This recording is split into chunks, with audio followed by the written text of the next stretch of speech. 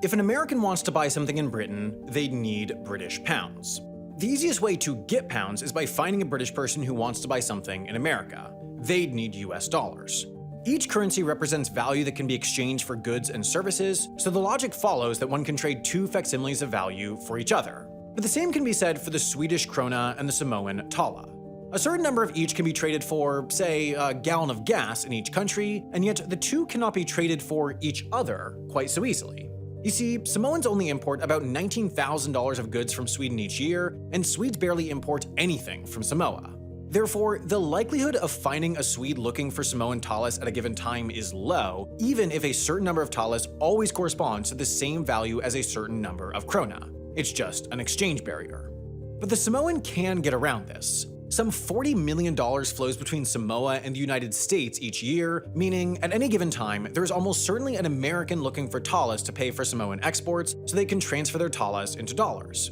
Then, some $25 billion in trade happens between the US and Sweden each year, so it's even easier to convert dollars into krona, meaning a full talas to krona transaction can take place just via the US dollar. Not only has the transaction occurred faster than if one waited around for a willing Swede to trade for talas, it likely cost less since the Samoan didn't have to incentivize demand through offering a higher than warranted number of talas per krona. There are 180 UN-recognized currencies out there, meaning there are thousands upon thousands of unique combinations of currency that can be exchanged. Even at the scale of the global economy, this means it's not always easy to find a willing partner to trade currency with when needed. Therefore, 88% of the time, currency transactions occur with the US dollar. This doesn't mean 88% of transactions are ultimately from or for the US dollar, but rather that it's often just easier to facilitate international transactions through the US dollar. It's a sort of self-fulfilling prophecy. It's easiest to trade with the most traded currency, and therefore the most traded currency is traded most.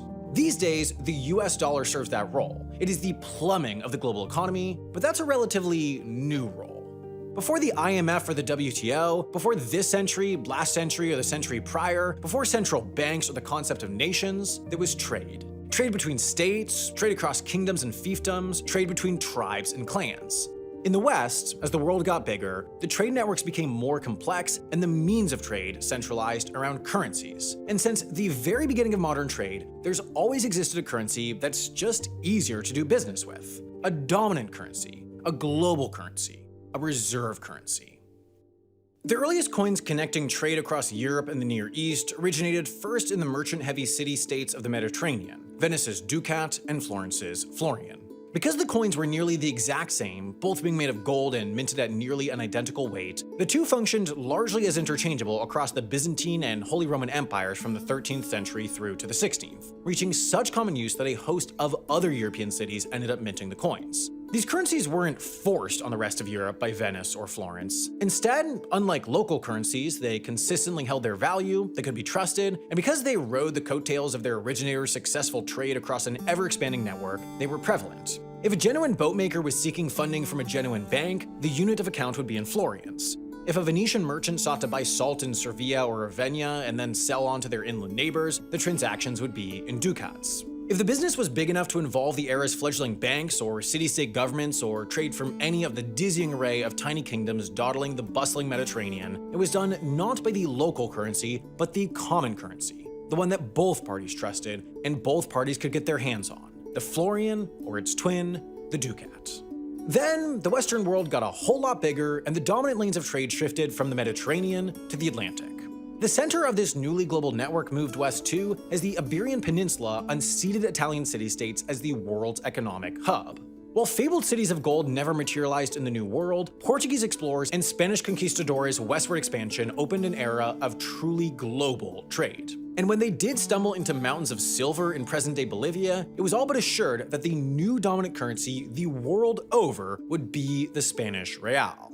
With the opening of the Potosi silver mines and the coinciding consolidation of territory across Europe, a flood of carefully managed Spanish coins now made its way through the Americas, Asia, Africa, and Europe. On a bigger scale, the real did what the florian did before it, becoming the world's most readily available, reliable option for commercial transactions, but this time, the world over. In Britain's North American colonies, for instance, the Spanish dollar maintained popularity throughout the 1700s because it was far more accessible. While pounds were difficult to physically obtain, merchants imported goods from the West Indies by paying with comparatively prevalent Spanish currency, continuing to do so even after American independence. Even though the Spanish Empire reached its peak in the 1500s, ceding territory and power for the following 2 centuries, its silver coinage remained a mainstay across the colonies because it was too convenient. But the real's staying power as reserve currency proved shorter in Europe, as the land-poor but ever-innovative Dutch provided an alternative for European traders in the form of the guilder. With arguably the first central bank protecting Dutch currency from debasement, and the world's first corporate entity establishing the state as the most powerful of trade partners, the Dutch money quickly became Europe's most trustworthy currency. While not the globe-trotting empire the size of Spain's or Britain's that would follow, Dutch guilders were so stable in value and so easy to transact with via notes and receipts that by the mid-18th century, an estimated 85% of all European banks accepted Dutch currency to settle claims. Since the dawn of international trade, the currency of the conquerors, on account of its reach and its steady value, became the global currency out of convenience, sometimes holding onto that top spot long after the sun had set on the empire that created them. Through such convenience, they became the period's de facto reserve currency, the form of money that banks and businesses would hold on to facilitate international transactions. With the arrival of nation-states, central banks, and paper money, the conqueror's cash still ruled, but now its status as a world reserve became codified. Like dominant currencies before it, the pound sterling rode the territorial expansion of the British Empire, the rapid commercial success wrought by industrialization, and the meteoric rise of its capital city to the top of the financial world. With global reach and demand, central banks around the world began to hoover up pounds, as it would facilitate trade quickly with the world's largest power, it stood little risk of losing value, and it could easily be reinvested back into the world's most dynamic banking environment in London to further its value in the long term. Central banks the world over trusted the pound as a store of value and found it so useful to facilitate international trade that by 1900, the pound accounted for 62% of the world's reserve currency. But the pound's era of dominance, like those before it, wouldn't last. With the US controlling the lion's share of the world's gold after World War II, international trade, and therefore central bank reserves, moved to the US dollar. While the specifics of the arrangement have changed as the dollar's moved off the gold standard, it has remained the unquestioned international trade currency decade after decade after decade until now. Over recent years, events cascaded into a barrage of questions over whether 2023 marks the beginning of the end for the US dollar, and while hardly the cause, the trigger at least, was Vladimir Putin's decision to send his country's troops on an illegal, unprovoked invasion of Ukraine. In the view of most, this required consequences, but only medium-sized ones. After all, Russia is a nuclear power with a massive military and irrational, volatile leadership, so rather than engaging in physical warfare, the West confined their actions to economic warfare.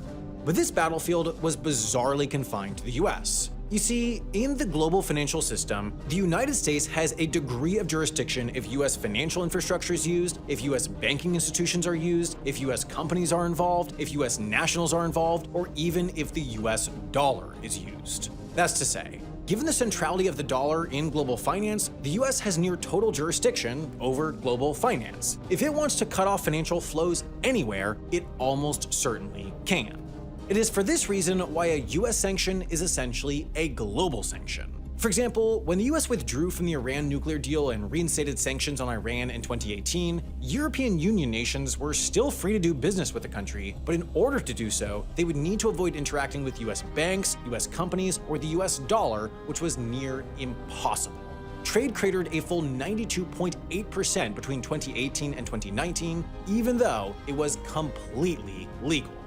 Western countries concurred quite a bit more on the US's implementation of sanctions against Russia, but the scale and severity of these financial penalties was massive. The US was able to easily and almost immediately immobilize, freeze, or seize some $330 billion in Russian money in the US and abroad, and play a part in freezing half of Russia's central bank reserves, but it didn't stop there.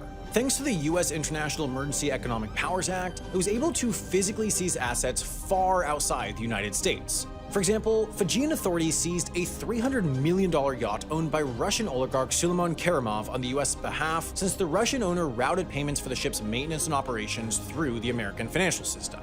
Now, few outside of Russia and its allies debated the merits of these sanctions, but their extent and efficacy led certain nations, especially those sitting in the vast gray area between ally and enemy, to ask whether this was too great a power to bestow to a single country. It's the same debate as with any powerful weapon. The mere existence of a nuclear bomb is worth questioning, no matter who holds it, and yet in this case, there was a way to take oneself outside of the range of this economic warhead. Russia fired first, but this time out of necessity. Or put another way, Russian trading partners set up systems to allow the country to circumvent the sanctions placed to punish them for the unprovoked invasion of a sovereign nation. China led the charge on this side of the equation. Trading volume between the Russian ruble and the Chinese yuan spiked massively as the nation offered its financial system up as an origin, destination, and intermediary for Russian money. After all, the direct financial connections, circumventing the Western SWIFT payment system that Russia could no longer use, were actually already in place. China had started a concerted push in 2010 to internationalize the yuan as an alternative to the dollar, and Russia was a willing partner in this mission. This situation has been emulated elsewhere. Russia and Iran are progressively connecting their financial systems and now pay for 60% of their bilateral trade in ruble or real. Argentina, facing a historic drought and therefore low exports and therefore a reduced inflow of dollars, agreed to start trading with China in yuan in order to safeguard its dwindling dollar reserves. Brazil struck a similar agreement, and the Sao Paulo branch of the Industrial and Commercial Bank of China started to act as an overseas hub to settle yuan-denominated transactions with the country. But the de-dollarization push with perhaps the strongest potential comes not from one nation, but from a collection of them. BRICS: Brazil, Russia, India, China, and South Africa. Now, this was originally a mere acronym to describe the 5 fast-growing nations expected to dominate the global economy by 2050, but in recent years the group has metamorphosed into a loose intergovernmental organization similar to the G7. In fact, in many ways, considering their growing influence and lack of overlap with the G7 member nations, they're considered a rival to the more Western organization. And BRICS is now seriously discussing the potential of creating a new international currency specifically for the purpose of dollar-free trade. In fact, it's expected to be the central topic for the upcoming BRICS summit in August 2023.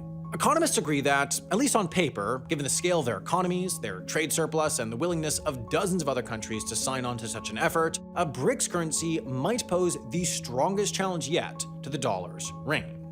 But is any of this actually happening? Is the world actually rejecting the dollar, or is this just one big media hype cycle? A convenient configuration of facts that collectively make for a click-inducing headline. After all, that's certainly happened before.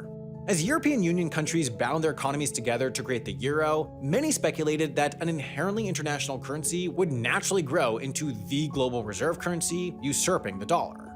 But then it just didn't. After initial growth in international use relative to the US dollar, euro reserve volume plateaued, stymied by the European debt crisis, the lack of UK integration into the system, and ultimately lower confidence in the currency's stability relative to the US dollar. But today, beyond the rhetoric, there is some evidence that can be used to say a de-dollarization trend is occurring. Most directly, the share of central bank reserves accounted for by US dollars has declined since its peak. But this share has always ebbed and flowed, and today's share is not outside the normal range. So the question is whether today's downward trend is truly the start of a long downward slide into oblivion, or just another hype cycle-inducing data anomaly. Well, what might answer that is another question. Where would the money go? There has never not been a definitive global reserve currency in modern times, so barring the unlikely but theoretically possible fragmentation of the global economic system in a way that has never happened before, something would have to replace the US dollar. A theoretical BRICS currency, despite its potential to challenge the US dollar, faces massive, likely insurmountable obstacles to usurping its spot at the top. The first is it actually happening.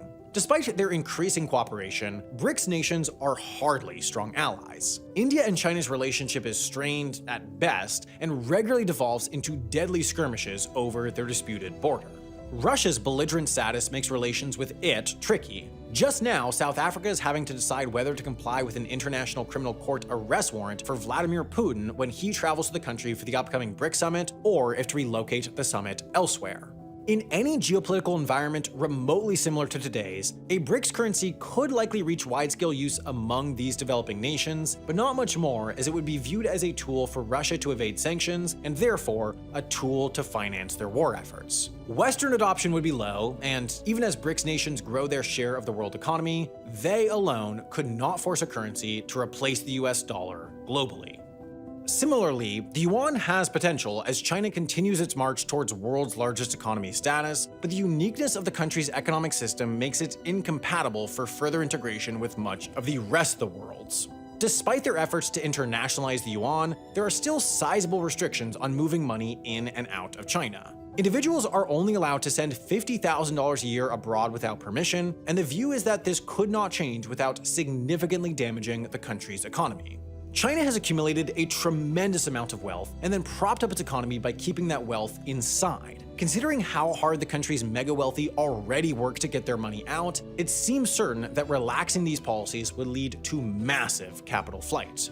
In reverse, there are massive restrictions on foreign access to Chinese financial markets. For example, the Shanghai Stock Exchange is largely closed to foreign investors. The primary way to get access to it is through the Shanghai-Hong Kong Stock Connect program, which allows investors to purchase Shanghai stocks through the Hong Kong Stock Exchange and vice versa, but there are restrictions in daily trading quotas, especially in the southbound direction. And even this is a uniquely liberal access point to Chinese financial markets. The US dollar, in comparison, is about as open as a traditional currency can be. There are essentially no meaningful restrictions on movement of dollars in and out of the country. In fact, while it's surprisingly difficult to know for sure, somewhere between half and 3/4 of US dollars are held outside of the United States. It is exceedingly common for high net worth individuals and large multinational companies to have US denominated bank accounts no matter where they are in the world, and therefore US dollar to US dollar international transactions regularly occur without direct involvement by a US bank. While China is setting up mechanisms for a growing yuan trade abroad, the restrictions on movement to and from the country make it nearly impossible for the yuan to meaningfully challenge the dollar's international role, as access to a robust liquid capital market is perhaps the key tenet of a reserve currency. It's an investment meant to emulate nearly all qualities of one's domestic currency, so it must be transferable to the domestic currency nearly immediately and without restriction.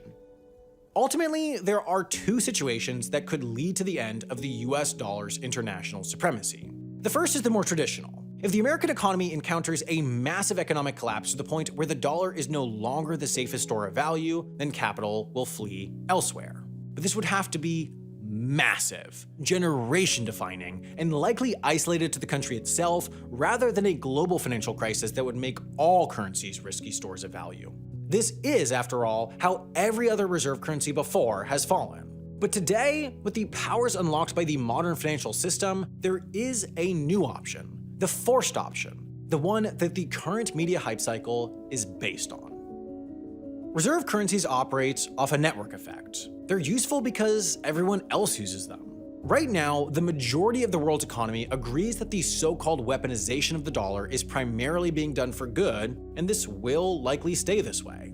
Ultimately, the US can only use its economic weapon so much because the weapon is granted to it by the rest of the world. Someone's always going to have it, and so the rare case that could force it to change hands is if there's overwhelming international consensus that the US is using it improperly, that the US is meddling in global affairs thanks to dollar centrality. What's sure is that in today's tense geopolitical environment, those calls are growing louder, but they're from a minority of nations, and the majority agrees that American action is merely a reflection of international consensus. That means there's always this implicit threat. If the US acts improperly, then countries will move their reserves out of the dollar. That keeps America more or less in line with the international consensus. Rhetoric matters in this system, but the forces keeping the dollar in that top spot are just so strong that the impetus for its fall would not be confined to the columns in the financial section. They'd be a fundamental shakeup of the world order, the fall of empires, the end of American superpower status as we know it. If you're anything like me, you're constantly wondering why it takes so much time or money to eat right. Our food supply is now as efficient as it's ever been, but typically there's this trade-off. Almost every meal option is either healthy and affordable but time-consuming, affordable and quick but unhealthy, or quick and healthy but expensive. A couple of years ago, I was trying to find a solution to this, the perfect triad of healthy, quick, and affordable, and became a customer of what's come to be our sponsor, HelloFresh. The idea is pretty straightforward. You pick which meals you want to eat on their app or website, then the next week, an insulated box shows up on your doorstep filled with fresh, pre-portioned, partially prepared ingredients so you can home cook the meals far faster than if you had wasted a lot of time planning, going to the grocery store, and prepping. And not only that, you get everything you need in the right quantities you need. No more throwing away extra ingredients you didn't use, raising both the environmental impact and the cost of what you eat. Oh, and best of all, the meals actually taste really good. There's a reason I've used HelloFresh as a genuine customer, paying my actual money, making meals like these delicious tropical teriyaki pork bowls for 3 years now. They are just the best solution I've found for regular dinners. If you want to see if I'm right and improve the way you eat, now's a great time because you can go to HelloFresh.com and use code WENDOVER16 at checkout for 16 free meals plus free shipping.